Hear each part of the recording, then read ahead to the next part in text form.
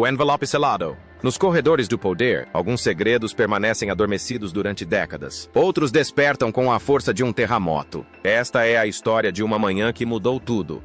O envelope chegou numa terça-feira. Não pelos canais oficiais, que são monitorizados, registrados e examinados por uma dúzia de pessoas antes de chegarem ao rei. Este chegou de forma diferente. Entregue em mão por um homem cujo rosto emagrecera sob o peso do que carregava. Dr. Ashworth, geneticista, antigo médico do palácio. Um homem que servira 3 monarcas e guardara todos os segredos que lhe tinham sido pedidos até então.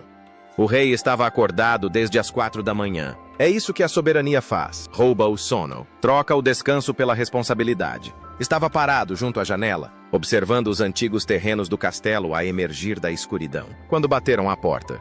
A formalidade nunca o abandonou. Mesmo sozinho, mesmo exausto, permaneceu aquilo que fora treinado para ser, mas o treino não o prepara para tudo. O médico trabalhara no consultório médico do palácio durante 37 anos. Recolhera sangue de príncipes, prescrevera medicamentos para rainhas, testemunhara a humanidade privada por detrás da coroa pública. Também guardara amostras. Procedimento de rotina. Documentação obrigatória. Todos os registros médicos da família real estão preservados, catalogados e guardados em cofres com temperatura controlada sob Londres. O que descobriu há 3 semanas não era rotina. Os 2 homens estavam parados à luz de um poste, sem câmeras, sem testemunhas. A história a acontecer no vácuo. A voz do doutor Ashworth tremia enquanto explicava que não havia protocolo para o que estava prestes a revelar. O rei, mantendo a compostura que lhe fora incutida desde a infância, pediu-lhe que falasse de forma clara. O que se seguiu destruiria a narrativa cuidadosamente construída ao longo de uma vida inteira. Os testes foram realizados 4 vezes. Laboratórios diferentes, técnicas diferentes. Estudos cegos para evitar contaminação ou viés. A ciência era absoluta. As implicações eram impossíveis. O Dr. Ashworth explicou sobre as amostras de 1997, recolhidas antes da tragédia que marcou uma geração. Análise comparativa de registros médicos atualizados. Procedimento normalizado para documentação histórica. Mas o que os testes revelaram foi tudo menos padrão. O rei pegou no envelope com mãos que denunciavam a sua angústia interior. Dentro daquelas páginas, jazia a prova daquilo que os bastidores do palácio sussurravam há décadas. Um caso extraconjugal.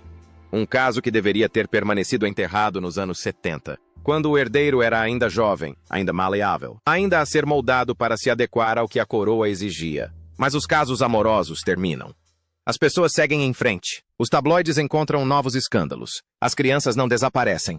A mulher tinha um nome aristocrático, um título menor. O tipo de beleza que faz os jovens apaixonarem-se perdidamente. Conheceram-se em uma propriedade rural em 1973.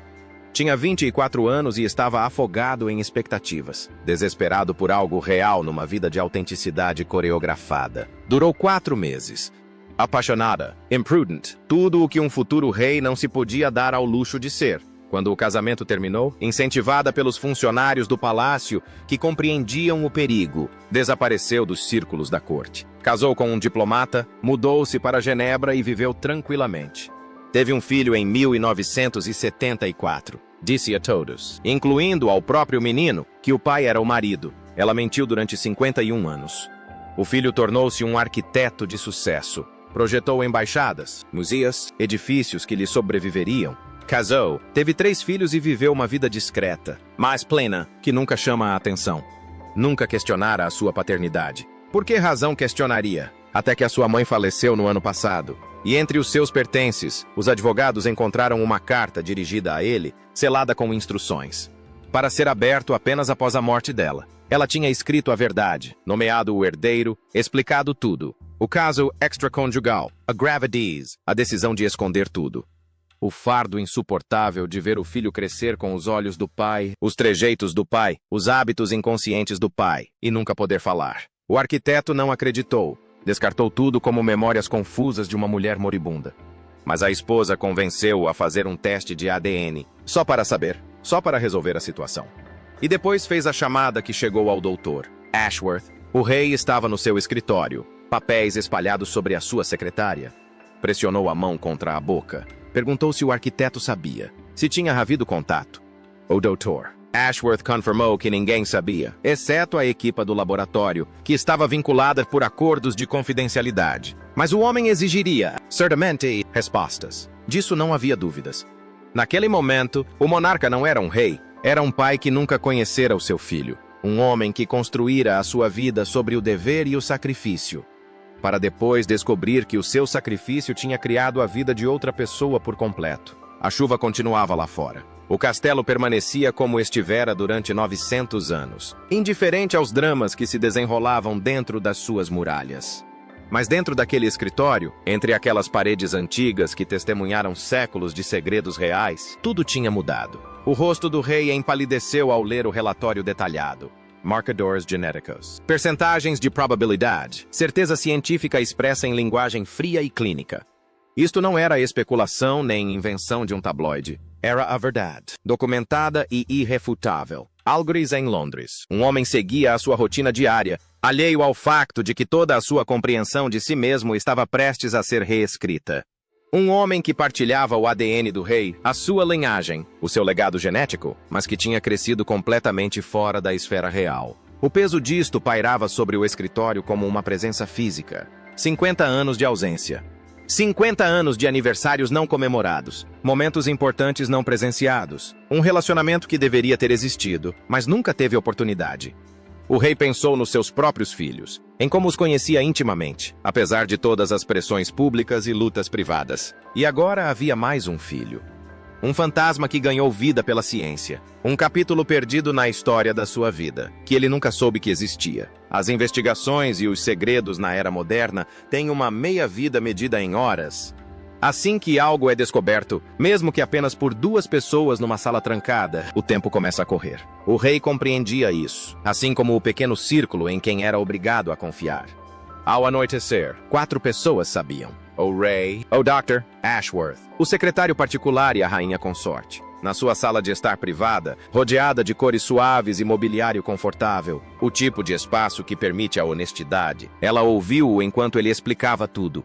A rainha consorte tinha passado por todos os escândalos imagináveis com este homem. Tinha suportado o ódio público, os tabloides maldosos e a sombra eterna da sua primeira mulher. Ela permaneceu ao lado dele quando o mundo o considerou inapto. Quando as sondagens mostraram que a nação queria que ele abdicasse antes mesmo de usar a coroa. Mas desta vez era diferente. Desta vez não se tratava deles. Tratava-se de um homem que viveu 50 anos sem saber quem era realmente. Ela perguntou sobre a certeza dos testes. O rei explicou o rigoroso processo de verificação, os múltiplos laboratórios e a improbabilidade estatística de erro. 99,97%. Números que não deixavam margem para dúvidas. A mão dela estendeu-se para tocar na dele num gesto simples de solidariedade, forjado por décadas de escrutínio. Então, ela fez a pergunta que realmente importava. Não o que o protocolo exigia, ou o que a máquina do palácio recomendava, mas o que ele queria. O rei levantou-se e caminhou até a janela, como se a resposta pudesse ser encontrada a algures na vista para lá do vidro. Falou sobre o desejo de ter estado presente em aniversários, festas de finalistas, casamentos, de desejar ter visto este filho crescer, de ter estado presente em todos os momentos que definem a relação entre pai e filho. A sua voz embargou antes que pudesse terminar. As palavras pairavam no ar, carregadas de uma saudade impossível de um passado que nunca poderia ser recuperado. Entretanto, num antigo armazém renovado em Shoreditch, o arquiteto estava sentado à sua mesa de desenho, incapaz de trabalhar. Os resultados do teste de ADN tinham chegado nessa tarde. Official. Certificado. Impossível de contestar. Disse à sua mulher que toda a sua vida parecia uma construção erguida sobre uma base falsa. Ela tentou confortá-lo, explicando que o ADN não mudava quem ele era. Mas argumentou que isso mudou quem ele poderia ter sido. Esta distinção importava mais do que ele conseguia expressar. O arquiteto ainda não estava zangado. Isso viria mais tarde, em ondas imprevisíveis e difíceis. Naquele momento, sentia-se desamparado. A sua mãe amava-o. Ele sabia-o com toda a certeza. O homem a quem chamava pai tinha sido decente, embora distante. Tivera uma boa infância. Mas algures no mundo existiu outro pai, um homem que não sabia que existia. Um homem que por acaso era rei de Inglaterra.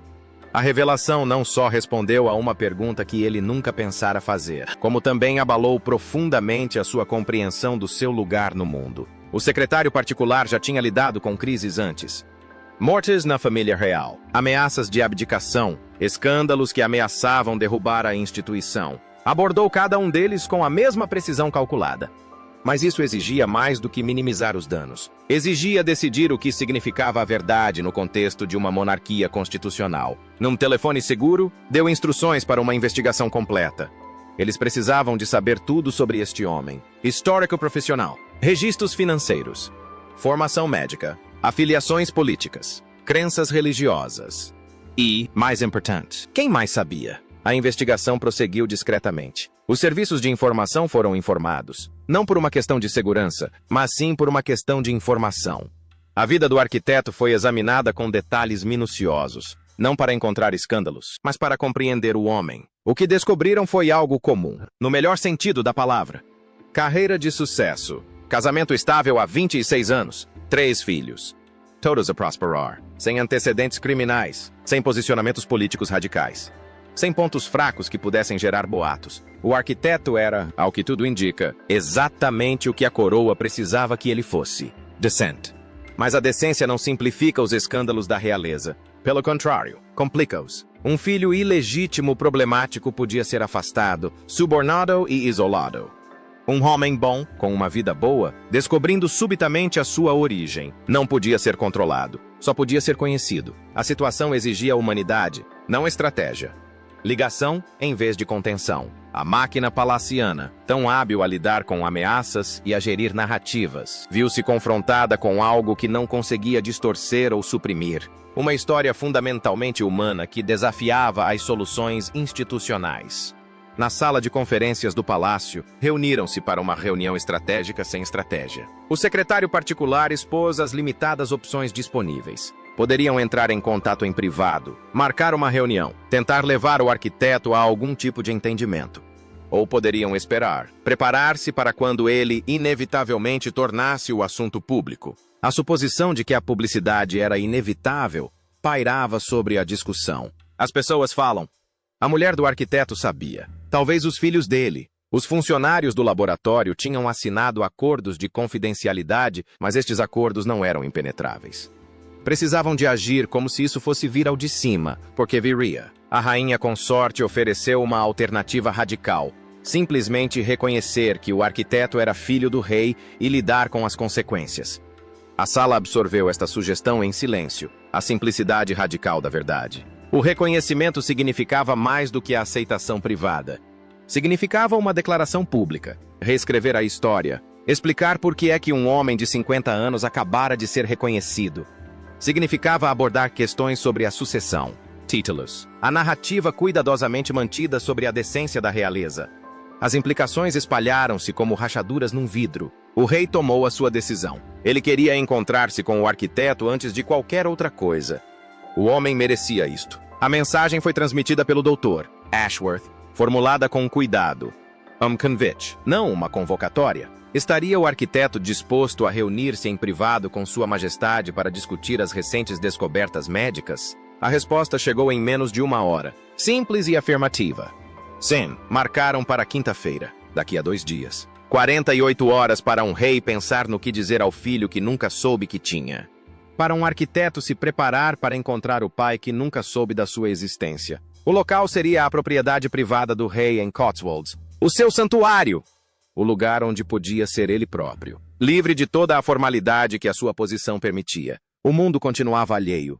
Os jornais noticiavam as visitas de Estado, os debates parlamentares, os escândalos de celebridades. A vida seguia como se nada de fundamental tivesse mudado. Mas, em 2 dias, naqueles jardins que o rei cultivara com as suas próprias mãos, 2 homens ligados por laços de sangue, mas separados por 50 anos de ignorância, sentar-se-iam frente a frente e tentariam encontrar palavras para o inexplicável. O encontro marcaria o início de uma relação ou confirmaria a sua impossibilidade. De qualquer modo, a verdade não podia mais permanecer oculta. O encontro de quinta-feira chegou com aquele clima inglês perfeito que parece encenado. Céu limpo, calor ameno, os jardins da propriedade privada exibindo tudo o que o rei neles investira ao longo de décadas. A atenção meticulosa, a paciência. A crença de que o crescimento exige tempo e cuidados. Ele mal tinha dormido. A rainha consorte ficou com ele toda a noite, sem oferecer soluções porque não havia. apenas a presença perante o impossível. De manhã, o rei vestiu roupas casuais, algo que raramente se permitia, conferindo o seu reflexo não por vaidade, mas pela necessidade de se ver como o seu filho o veria. Perguntou em voz alta à sua mulher o que aconteceria se o arquiteto o detestasse. Ela retorquiu com a mesma possibilidade. E se ele não o fizesse? A pergunta pairou entre eles. Nenhuma resposta era mais reconfortante do que a outra. Um carro aproximou-se pelo terreno. Segurança mínima, discreta. Lá dentro estava o arquiteto. De fato, porque afinal, que outra roupa se usa para encontrar o pai, que por acaso é rei? Tinha dito à esposa que se sentia como se estivesse a assistir ao próprio julgamento. Ela acolheu-o e ofereceu-lhe sabedoria, dissipando a sua ansiedade. Nenhum dos dois estava a ser julgado. Eram apenas dois homens a tentar perceber a verdade. O carro parou. O arquiteto saiu e ficou ali parado por um instante, observando a casa, os jardins, a vida de que nunca fizera parte. De uma janela, o rei observava. O momento de reconhecimento atingiu-o visceralmente, ao ver-se no rosto de outra pessoa. Movimentos, o ângulo da mandíbula, ecos genéticos ao longo de 50 anos. O arquiteto portava-se com uma confiança serena, que fazia lembrar ao rei o seu próprio pai. A biologia a impor-se de formas que transcendiam a educação ou o ambiente. A semelhança era inegável para qualquer pessoa que observasse com atenção. Encontraram-se na sala de estar, formal o suficiente para proporcionar estrutura, informal o suficiente para permitir a interação humana. Tinha sido preparado um serviço de chá, porque os ingleses resolvem tudo com chá. Os dois homens olharam-se através do espaço que os separava, não apenas a distância física de alguns metros, mas o abismo de 50 anos de ausência. O rei agradeceu ao arquiteto por ter vindo e reconheceu a natureza inédita da situação. O arquiteto concordou simplesmente que, de facto, não havia manual para aquilo. Um silêncio instalou-se entre eles, mas não um silêncio desconfortável. O silêncio de duas pessoas paradas à beira de algo vasto, a reunir coragem para dar um passo em frente. E sentaram-se. O rei serviu o chá com as mãos que tremiam ligeiramente, apesar dos seus maiores esforços para manter a compostura. O arquiteto aceitou a chávena, igualmente hesitante. A formalidade proporcionou a ambos a proteção necessária naqueles primeiros momentos de vulnerabilidade. O rei falou primeiro sobre o que mais importava. Ele não sabia. Precisava que o arquiteto o entendesse completamente. A mãe nunca lhe contou. Se tivesse contado, tudo teria sido diferente. O arquiteto respondeu que acreditava nisso. Passara 5 dias a pensar apenas nisso, se aquilo era abandono ou ignorância. Concluíra que era ignorância, e essa crença permitia-lhe estar naquela sala, sem que a raiva contaminasse a possibilidade de ligação. Um alívio profundo e visível tomou conta do rosto do rei. O arquiteto perguntou então por que é que a sua mãe nunca lhe tinha contado a verdade. O rei ofereceu a sua teoria. Ela estava a protegê-lo de um escândalo que teria destruído a sua posição antes mesmo de ele a alcançar, protegendo o seu filho de uma vida de escrutínio que ele nunca desejou. Mas o arquiteto apontou o preço dessa proteção, uma vida sem saber quem era. As palavras ressoaram entre eles com peso. O rei absorveu-as, incapaz de contestar, pois o arquiteto tinha razão. Não existe uma boa versão desta história, nenhuma cronologia em que todos saiam ilesos. A conversa mudou para um terreno mais seguro. O rei perguntou sobre o trabalho do arquiteto. Ao saber da ênfase no design sustentável, nos edifícios que interagem com o meio ambiente em vez de o combaterem, um pequeno sorriso surgiu no rosto do rei. O rei tinha passado 30 anos a defender exatamente esta abordagem, enlouquecendo toda a gente com o seu ativismo ambiental. O arquiteto admitiu ter lido estes discursos e concordado com a maioria deles. Um terreno comum, inesperado e genuíno, começou a formar-se entre eles. Conversaram durante 3 horas, abordando temas como os interesses profissionais, a família e a filosofia. O arquiteto falou sobre os seus filhos. O rei falou dos seus filhos. Conversaram sobre a mulher que guardara o segredo, que o arquiteto descreveu com um amor que fez o rei lamentar nunca a ter conhecido verdadeiramente. Falaram sobre o dever, o legado e o peso dos nomes que definem as vidas antes mesmo de elas começarem. O rei mostrou os seus jardins ao arquiteto, explicando-lhe os princípios da agricultura biológica, os projetos de restauro ecológico, o equilíbrio cuidadoso entre a intervenção e deixar que a natureza guie o seu percurso. O arquiteto compreendeu tudo isto profissionalmente, mas também visceralmente. A necessidade de construir coisas que perdurem, que importem, que sirvam algo para além do ego. Pararam num campo de flores silvestres. O arquiteto explicou que os seus filhos ainda não sabiam do seu avô real. Precisava primeiro de conhecer o rei, perceber o que isso significava antes de mudar a forma como a sua família se via a si própria. O rei perguntou o que lhes diria o arquiteto. A resposta foi simples, a verdade. Que o avô deles era o rei, que a biologia é estranha e complexa e, por vezes, manifesta-se décadas depois. Que a avó deles guardou um segredo que provavelmente salvou várias vidas. Ali, de pé no prado, rodeado pelas flores que o rei plantara com as suas próprias mãos, a compostura real quebrou-se finalmente. O rei fora treinado desde o nascimento para conter as emoções, para apresentar uma determinada imagem independentemente da realidade interior. Mas o treino tem limites. Naquele jardim, com aquele homem que carregava os seus genes e vivia uma vida que nunca experimentara, algo se abriu. As lágrimas começaram a cair. Falou de ter perdido tudo, de não ter estado presente em nada daquilo. A resposta do arquiteto foi simples e profunda. Não, o rei não estivera ali antes, mas estava ali agora. Os dois homens permaneceram juntos naquele momento, sem se abraçarem. Demasiado cedo, demasiado incertos, mas presentes de uma forma que importava. Começo, por mais frágil e complicado que fosse, regressaram a casa quando a tarde deu lugar à noite. Fizeram planos provisórios para outro encontro, desta vez com as famílias. Concordamos que o reconhecimento público chegaria eventualmente, mas não tinha de ser imediato. Ambos precisavam de tempo. A instituição teria de se adaptar a esta nova realidade. Enquanto o carro do arquiteto arrancava, o rei ficou parado à entrada da garagem, a observar até que o veículo desapareceu na curva. A rainha consorte saiu de casa e pegou-lhe na mão. Disse-lhe que tinha um filho que nunca conheceria verdadeiramente, e que esse filho tinha um pai que nunca lhe poderia devolver os anos que realmente importavam. Mas era alguma coisa. Era real. Isso teria de ser suficiente. O pôr do sol sobre a propriedade, os jardins belos e indiferentes aos dramas humanos. A vida a seguir o seu curso, alheia às revelações. Na manhã seguinte, o rei despertou com uma clareza que lhe faltava há dias. Contactou o secretário particular com instruções. Comece a preparar uma declaração para divulgação futura e contacte os seus outros filhos. Precisavam de ouvir isso do pai, não de tabloides ou de fontes do palácio. A verdade viria ao de cima. A única questão era se controlariam o processo ou se deixariam o caos decidir. O confronto familiar. Dizer aos filhos que têm um meio-irmão exige um tipo de coragem, diferente da necessária para enfrentar o público ou lidar com crises constitucionais.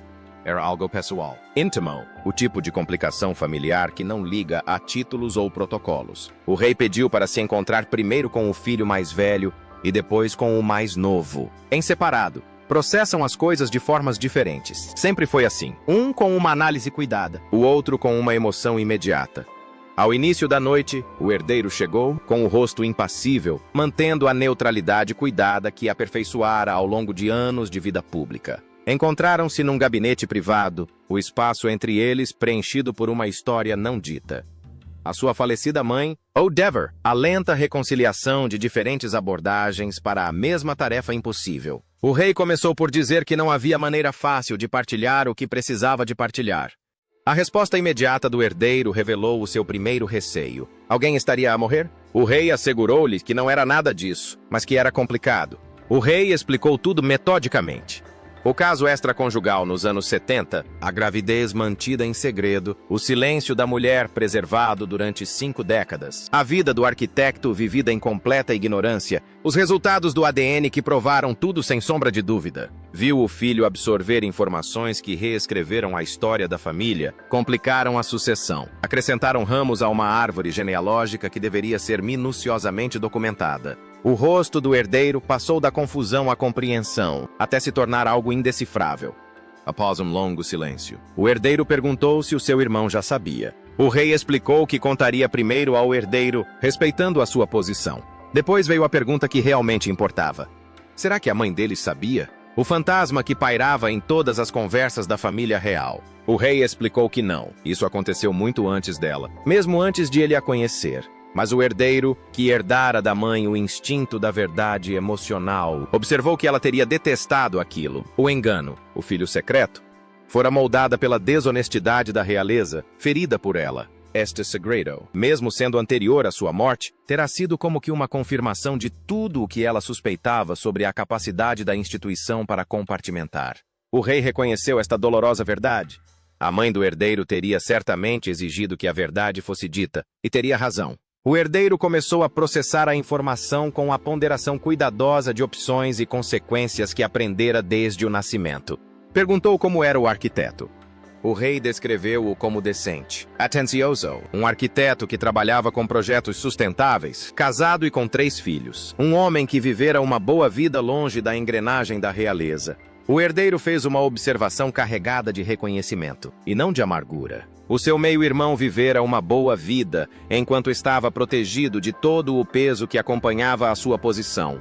Havia nisso uma certa ironia. Passara a vida inteira na engrenagem da realeza. O arquiteto, por sua vez, passara a sua fora dela. Ambos tinham os seus custos, as suas vantagens, os seus encargos. O rei disse que gostaria que o herdeiro conhecesse o arquiteto quando estivesse pronto, juntamente com a sua mulher e filhos. Chamou o arquiteto de família. O herdeiro questionou se a biologia por si só definia a família, argumentando que família era mais do que genética. O rei concordou, mas acrescentou que família também não era menos do que genética. Mais tarde, nesta noite, o rei encontrou-se com o seu filho mais novo noutra residência. A dinâmica era diferente, mais frouxa, mais volátil, uma relação ainda a recuperar de anos de ruptura. O príncipe mais novo chegou com a armadura defensiva que desenvolvera após anos a ser escrutinado, incompreendido e, por fim, levado a distanciar-se da instituição. O rei contou a mesma história. A reação foi imediata e visceral. A resposta do príncipe mais novo atingiu em cheio a sua ferida mais profunda. Mais um segredo de família. Mais uma coisa que ninguém se lembrou de mencionar até explodir. O rei insistia que não sabia realmente, mas o príncipe andava agora de um lado para o outro, argumentando que alguém devia saber, certamente algum funcionário do palácio, pessoas cujo trabalho era gerir estas coisas, e que tinham abafado o caso. Esta era a luta constante do príncipe. A máquina institucional que se protegia à custa dos indivíduos vira a consumir a mãe e, mais tarde, a esposa. Cada novo segredo confirmava a sua visão do mundo sobre as prioridades do palácio. O rei explicou a sua crença de que ninguém sabia disso, nem mesmo a falecida rainha. Tudo tinha sido abafado por uma mulher que tentava proteger todos os envolvidos. O príncipe mais novo exigiu saber o que iria acontecer a seguir. Iriam reconhecer o arquiteto, conceder-lhe um título, fingir que 50 anos de ausência não importavam? O rei disse que reconheceriam a verdade e depois tentariam construir algo a partir daí. Era tudo o que podiam fazer. O príncipe deixou de andar de um lado para o outro e olhou para o pai, para a atenção constante na relação entre ambos, desejando acreditar no crescimento enquanto recordava décadas de desilusões. Disse que queria conhecer o arquiteto, mas não para uma foto ou uma apresentação organizada pelo palácio. Queria conhecê-lo verdadeiramente, para ver se merecia ser protegido.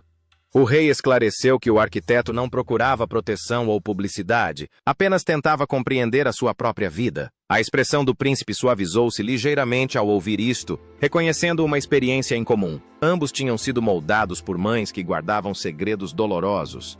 As conversações continuaram nos dias seguintes. A mulher do herdeiro encontrou-se com o rei e ouviu com a inteligência prática que a tornara uma força estabilizadora inesperada na família. Fez perguntas detalhadas sobre a mulher do arquiteto, os seus filhos e as implicações da súbita ligação com a realeza para a vida do casal. A sua abordagem não foi nem julgadora nem sentimental, simplesmente focada em compreender a dimensão humana do que estava a acontecer. Os netos reais foram informados de forma adequada à sua idade. Os jovens príncipes e princesa descobriram que tinham novos membros na família alargada. Trataram da situação com a adaptabilidade da juventude, mais interessados em saber se os novos primos gostavam de futebol do que nas implicações constitucionais. A sua inocência proporcionou uma espécie de alívio para os adultos que tentavam lidar com a complexidade da situação. Foi organizado um jantar de família no castelo, uma tentativa de normalidade no meio de uma situação em que nada era normal. As crianças brincavam juntas, como as crianças costumam fazer. Os adultos conversavam sobre a enorme presença silenciosa à mesa, o arquiteto, ausente, mas omnipresente no pensamento de todos. A mulher do herdeiro falou baixinho com o rei sobre a possibilidade de comparecer na próxima reunião com o arquiteto. Ela achou que seria útil ter alguém sem décadas de bagagem emocional a fazer perguntas. O rei aceitou com gratidão, reconhecendo o valor da sua perspectiva exterior. Do outro lado de Londres, o arquiteto jantava com a mulher e os filhos. Um encontro paralelo, igualmente marcado pela mudança. Nessa noite, contou aos filhos, às filhas de 23 e 17 anos, e ao filho de 20, que tinham reagido muito bem, talvez até melhor do que o próprio arquiteto. A mais velha perguntou se eram parentes dos jovens membros da realeza. Tecnicamente, sim. O seu filho declarou que era uma completa loucura. A filha mais nova, prática como a mãe, perguntou o que iria acontecer agora e se precisavam de fazer algo diferente. A mulher do arquiteto ofereceu conselhos sensatos. Nada mudava a não ser que quisessem. Aquelas eram informações sobre a história da família, não um guião para o futuro. A família estava reunida, comum e extraordinária ao mesmo tempo. O arquiteto observou os seus filhos a processarem esta revelação com uma resiliência que o encheu de orgulho e tristeza ao mesmo tempo. Não tinham pedido esta complicação, mas enfrentavam-na com serenidade. Mas as coisas estavam a mudar, quer eles quisessem ou não. O segredo estava a expandir-se para além do seu círculo original. A equipa do secretário particular trabalhava em protocolos de contenção, sabendo que a contenção era, em última análise, impossível. Alguém acabaria por falar. Havia sempre alguém. A questão era se conseguiriam controlar a narrativa quando esta se desfizesse ou se o caos ditaria as regras. Os advogados do palácio prepararam declarações. A equipe de comunicação desenvolveu cenários. A máquina de gestão de crises foi acionada, enquanto os seres humanos no centro de tudo tentavam simplesmente navegar por um terreno emocional sem precedentes. Noite sobre Londres. Duas famílias em casas separadas, ligadas por ADN e a lidar com implicações que nenhuma delas tinha escolhido, mas que ambas tiveram de enfrentar. O rei estava de pé no castelo, olhando para os jardins iluminados pelas luzes de segurança. Algures na cidade. O seu filho recém-reconhecido, contemplava provavelmente a paisagem, igualmente incerto quanto ao dia de amanhã. A instituição sobreviveria a isso. Já tinha sobrevivido a situações piores. Mas, no final de contas, o que importa não são as instituições, mas sim as pessoas. E o rei tinha falhado com uma pessoa que merecia mais. A única questão agora era saber se o reconhecimento, por mais tardio que fosse, teria algum significado. Se 50 anos de ausência poderiam ser compensados pela presença agora. Será que dois homens separados pelas circunstâncias poderiam construir algo de real a partir dos fragmentos do que poderia ter sido? A revelação estalou às 6h47 de uma terça-feira. Não por canais oficiais, nem por comunicados cuidadosamente elaborados do palácio, mas por uma fuga, alguém no laboratório, um amigo dos arquitetos ou simplesmente alguém que ouviu algo por acaso e não resistiu à tentação de alimentar um escândalo real. As manchetes espalharam-se como fogo em palha seca. Filho real secreto. ADN prova que o rei tem um herdeiro escondido. Às 7h, todos os principais órgãos de comunicação social já tinham noticiado o caso. Às 8h, a casa do arquiteto estava rodeada de câmaras e repórteres. Às 9h, o palácio estava em plena crise. Reuniões de emergência foram convocadas. O secretário particular, a equipe de comunicação e os advogados reuniram-se com o pânico controlado de instituições sitiadas. Tinham duas opções: negar e investigar, ou confirmar e controlar. Dado que as provas de ADN eram legítimas e já públicas, a negação só iria piorar a situação. Precisavam de emitir um pronunciamento no prazo de 1 hora. Quanto mais tempo permanecessem em silêncio, mais a narrativa se descontrolaria. Mas o rei não estava no palácio. Estava na sua propriedade rural, onde se tinha refugiado para refletir e se preparar para o que sabia que estava para vir. A rainha consorte estava sentada ao seu lado, ambos a ler as notícias em ecrãs que pareciam invasivos, mesmo na sua própria casa.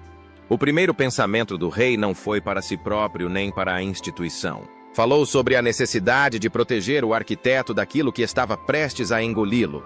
Na casa do arquiteto, os seguranças tentavam conter a imprensa que surgira aparentemente da noite para o dia. A sua mulher esforçava-se por proteger as crianças do caos que se instalava do lado de fora da porta. Lá dentro, o arquiteto encarava o telemóvel enquanto chegavam centenas de mensagens e pedidos dos mídia. Comentou com a sua mulher que era assim que o rei tinha vivido toda a vida. Cada momento privado dissecado, cada relação analisada minuciosamente. Ela sugeriu que não dissessem nada e esperassem que a situação acalmasse. Mas o arquiteto questionou em voz alta se a situação iria realmente acalmar ou se a imprensa continuaria a investigar até destruir qualquer hipótese de privacidade que a família tivesse. O circo mediático intensificava-se a cada hora. Os repórteres especularam desenfreadamente. Os especialistas da realeza analisaram todos os ângulos. O público dividiu-se entre o fascínio e a fúria. Alguns defenderam o rei. Tratou-se de um episódio anterior ao seu primeiro casamento, um assunto privado de há décadas que não prejudicou ninguém. Outros atacaram-no por secretismo, por alegado abandono, por acrescentar mais uma camada à já complexa tradição do decoro real. A narrativa dividiu-se em linhas previsíveis, com a verdade a tornar-se secundária às lealdades tribais. O arquiteto tornou-se uma celebridade instantânea contra a sua vontade. Os fotógrafos compararam as suas feições às do rei em análises lado a lado. Os artigos dissecavam a sua carreira, a sua família, toda a sua vida, procurando desesperadamente qualquer coisa escandalosa ou notável. Não encontraram nada. O arquiteto era, para a frustração dos tabloides ávidos de drama, exatamente o que a investigação inicial demonstrara. Um bom homem a viver uma boa vida, sem esqueletos no armário para desenterrar, o que, de alguma forma, piorava a situação para a máquina mediática. A narrativa de um bastardo real abandonado em circunstâncias trágicas não se enquadrava nos factos, pelo que inventaram novas versões. Surgiram histórias sobre pagamentos secretos ao palácio, completamente falsas, alegações de que o arquiteto procurava títulos ou dinheiro, igualmente falsas. Sugestões de discórdia e ressentimento familiar, na sua maioria falsas. Quando a realidade não oferece drama suficiente, certos meios de comunicação simplesmente criam-no. No palácio, o rei revia rascunho após rascunho da declaração oficial, cada um parecendo inadequado para o momento. Perguntou retoricamente como é que alguém poderia condensar 50 anos de complexidade humana em 3 parágrafos. O secretário particular respondeu pragmaticamente: não se consegue. Basta expor os factos e expressar o sentimento apropriado, o resto desenrolar-se-á independentemente do que a declaração diga. As palavras têm os seus limites em situações como esta. O comunicado foi divulgado em papel timbrado oficial do palácio, com uma linguagem comedida que conseguiu dizer tudo e nada ao mesmo tempo. Confirmou os resultados do teste de ADN. Reconheceu que o rei desconhecia a existência do arquiteto até há pouco tempo. Expressou o sincero desejo de Sua Majestade de construir uma relação privada com o arquiteto e a sua família, e solicitou que os meios de comunicação respeitassem a sua privacidade neste momento delicado. Este último pedido foi otimista ao ponto de roçar a ingenuidade. O arquiteto assistiu à declaração na televisão. Algo se quebrou na sua expressão. Não raiva, mas profundo cansaço. Comentou com a esposa que o rei estava a proteger a instituição. Ele compreendeu, mas a declaração foi tão cuidadosa que não disse nada de concreto. Nada que captasse a verdadeira dimensão humana do que estavam a viver. Foi diplomacia onde a verdade era necessária. O telefone tocou, número desconhecido. O arquiteto quase não respondeu, cansado dos jornalistas e dos curiosos. Mas depois respondeu. A voz do rei soou, trêmula e inequivocamente genuína. Pediu desculpa pela forma como o arquiteto estava a vivenciar tudo aquilo. Não era assim que ele queria que as coisas acontecessem. O arquiteto reconheceu que sabia, mas salientou que aquele era o mundo do rei, das suas declarações, da sua administração e da proteção da coroa. Perguntou se não tinha de ser assim entre eles pessoalmente. O arquiteto respondeu com dolorosa honestidade. Não era preciso. Era o rei. O outro um arquiteto agora reduzido a uma manchete. Existiam em universos diferentes. O silêncio instalou-se na linha telefônica. A verdade, como um golpe duro, atingiu o público. Conversaram por 30 minutos. O rei estava desesperado por manter qualquer frágil ligação que tivessem começado a construir. O arquiteto estava sobrecarregado pela súbita visibilidade e pela destruição da sua vida privada. A conversa terminou não com uma resolução, mas com um acordo para voltarem a falar quando a tempestade inicial passasse. Nenhum dos dois sabia quando isso aconteceria. Os dias passaram. A cobertura jornalística mudou de foco, mas não desapareceu. A vida do arquiteto foi irrevogavelmente transformada, reconhecido em todo o lado. Privacidade destruída. Crianças a lidar com a fama repentina e indesejada. Os fotógrafos seguiam-nas até a escola.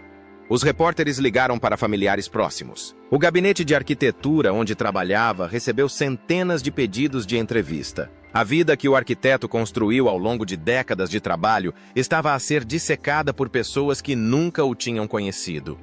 Uma semana depois, marcaram outro encontro, não na propriedade rural do rei, agora muito exposta, muito associada ao primeiro encontro e, por isso, sujeita à vigilância. Em vez disso, numa propriedade privada na Escócia.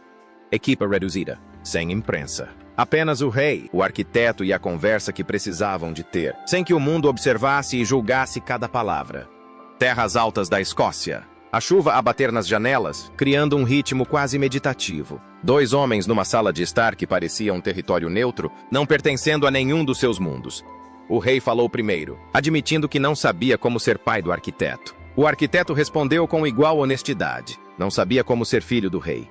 Tinha tido um pai, falecido há 6 anos, de quem ainda sentia saudades. E agora tinha o rei, com quem tinha uma ligação genética, mas não de uma forma que parecesse real ou vivida. O relacionamento que poderiam ter tido era impossível.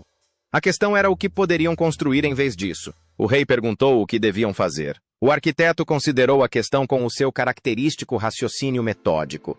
Eles deveriam tentar, concluiu. Não ser pai e filho, esta relação já se tinha perdido há 50 anos e não podia ser retomada. Mas ser algo diferente. 2 pessoas ligadas por laços de sangue que se queriam entender.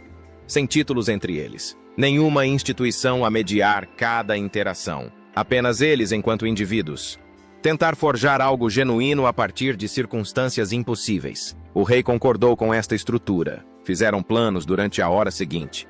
Jantares privados, cuidadosamente organizados, mas o mais informais possível. O encontro da família do arquiteto com a família real. Não como um encontro real, mas como parentes distantes que lidam com uma história partilhada complexa. Não seria fácil. Os tabloides fotografariam tudo o que pudessem. A especulação seria interminável. A privacidade seria mínima, mas tentariam na mesma, porque tentar era a única opção que levava a algo significativo. Semanas depois, uma festa privada no jardim da propriedade. O rei e a rainha consorte. O herdeiro, a sua mulher e os filhos reais. O arquiteto, a sua mulher e os filhos destes. No início, todos se sentiram um pouco desconfortáveis, mas presentes e com vontade. O filho mais velho do herdeiro e o filho mais velho do arquiteto falaram sobre as escolhas universitárias e os planos de carreira. A filha mais nova da realeza e a filha mais nova do arquiteto aproximaram-se por partilharem o interesse pela arte. O filho do arquiteto e o príncipe mais novo da família real jogavam futebol no jardim, enquanto os adultos observavam, gratos pela aceitação descomplicada das crianças àquela nova configuração familiar. O rei observava o arquiteto com os netos, os seus netos biológicos, através desta linhagem recém-descoberta, e sentia a estranha deslocação de assistir a uma vida que ele poderia ter moldado, mas não moldou. Realidades paralelas que se assombravam mutuamente. A mulher do herdeiro falou baixinho com o rei, referindo que todos pareciam felizes. Aquilo não era coisa pouca. O rei respondeu que também não era suficiente. Ela reconheceu esta verdade, mas sugeriu que ainda era apenas um começo. Por vezes, os começos são a base para o que se constrói. O encontro continuou durante a tarde. O riso rompia ocasionalmente o clima constrangedor. Pequenas ligações formavam-se entre pessoas que partilhavam genes, mas não uma história de vida. O trabalho lento e árduo de construir algo a partir de alicerces frágeis. Ninguém fingia que isto era normal ou fácil, mas todos compareciam. O que importava mais do que a perfeição? A sua herança, mas não serem definidos por ela. O rei enviava cartões de aniversário, assistiu ao casamento da filha mais velha do arquiteto 2 anos depois. Tentava, de pequenas formas, estar presente numa vida a qual não tinha tido oportunidade de participar.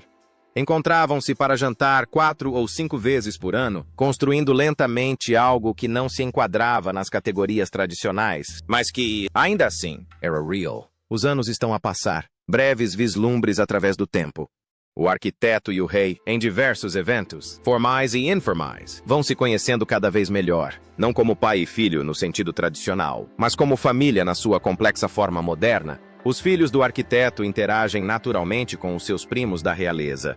2 árvores genealógicas que cresceram separadamente durante meio século entrelaçaram-se lentamente. O rei, nos seus momentos de privacidade, permitiu-se sentir o que lhe tinham ensinado a não sentir. Arrependimento. Não pelo caso em si, fruto da juventude e da debilidade humana, complicado pelo tempo, Mas pelos anos perdidos, pelo filho que cresceu sem ele, pela árvore genealógica que poderia ter sido diferente se alguém tivesse dito a verdade décadas antes.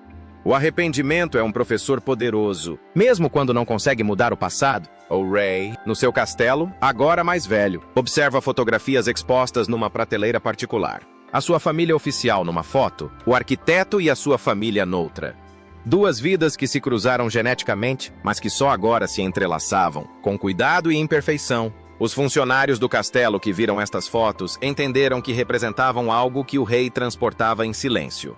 Não a vergonha, mas o reconhecimento da complexidade, da recusa da vida em se enquadrar em categorias definidas. No final, a soberania significa muitas coisas. Poder, dever, legado. Mas também significa isto: ser humano num papel que exige que se seja mais do que humano, cometer erros que se tornam registro histórico, amar de forma imperfeita e pública, com o mundo a observar, a julgar e nunca a compreender completamente o quadro. O rei colapsou quando leu os resultados do teste de ADN pela primeira vez. Na privacidade do seu castelo, chorou pelo filho que nunca conheceu e pela vida que jamais poderia recuperar. Mas voltou a levantar-se. Encarou o arquiteto, encarou a sua família, encarou o público e o seu julgamento, e estava a tentar, imperfeitamente, tardiamente, mas genuinamente a tentar construir algo real a partir dos fragmentos de um segredo que nunca deveria ter sido guardado. Isto é tudo o que qualquer um de nós pode fazer, da realeza ou não. Tentar fazer melhor do que os segredos que nos moldaram. Tente construir a verdade a partir das ruínas da decepção. Tente forjar ligações através de abismos que parecem intransponíveis. O rei estava a tentar, o arquiteto estava a tentar, e nessa tentativa, apesar de tudo, algo como uma família estava lentamente a ganhar forma. Esta história recorda-nos que por detrás de cada coroa, por baixo de cada título, existem simplesmente pessoas imperfeitas, complexas, tentando navegar por vidas moldadas por escolhas que não são inteiramente suas. Se esta história o emocionou, partilhe os seus pensamentos. O que teria feito? Subscreva para mais histórias não contadas dos bastidores do palácio. Afinal, a verdade é sempre mais convincente do que a ficção.